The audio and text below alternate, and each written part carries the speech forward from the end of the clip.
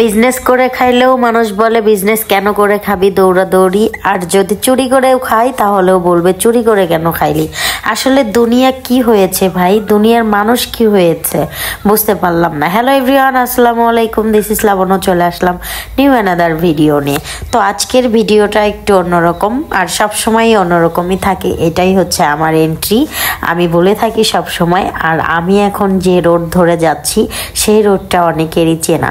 যাই হোক, আমরা এখন অটোতে চড়ে নবীনগরের দিকে যাচ্ছিলাম এবং এই দিনটা ছিল হচ্ছে ভালোবাসা দিবস।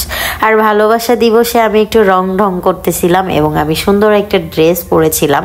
ড্রেসটা আমি নিয়েছিলাম হচ্ছে সাভার নিউ মার্কেট থেকে। যাই হোক, আমি একটু ভিডিও নিতেই যাচ্ছিলাম, কারণ আমার কাজই তো সবসময় ভিডিও করা। তো তোমরা কেমন আছো সবাই?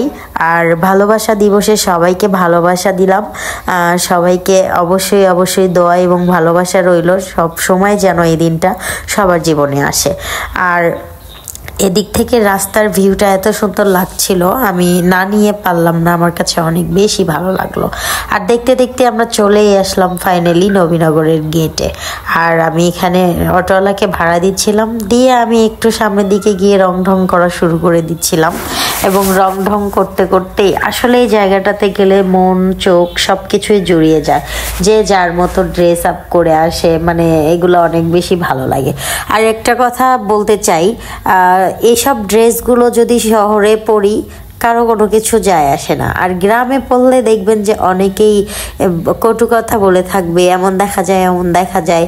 আর এই জন্যই মানুষ বলে গ্রামের থেকে কিন্তু শহর অনেক ভালো। যদিও আমরা বলে থাকি যে দেশের কুকুর ভিন দেশের ঠাকুর।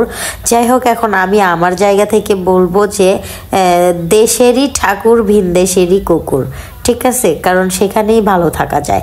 আর এদিক দিয়ে দেখতে পাচ্ছেন যে দৌড়াদৌড়ি করছে। আসলে এখানে নবীনগরের ভিতরে যারা বিক্রি করে, এগুলা বিক্রি করার কারণে খেয়ে খেয়ে ফেলে দেয়, অনেক নোংরা হয়।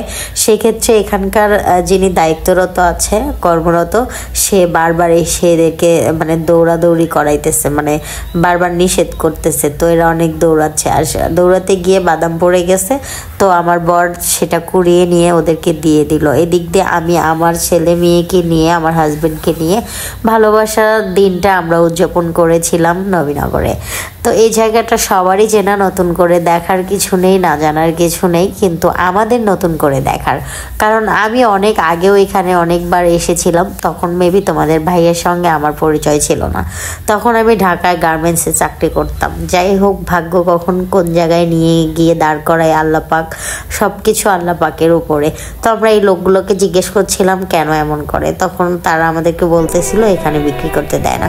আর এই যে আমার রাজা মহারাজা সুন্দর করে একটু শর্ট নিচ্ছিল, অনেক ভালো লাগতেছিল। অ্যাকচুয়ালি ওকে অনেক বেশি ভালো লাগে। আর আমিও এদিক থেকে একটু রং ঢং করা শুরু করে দিয়েছিলাম।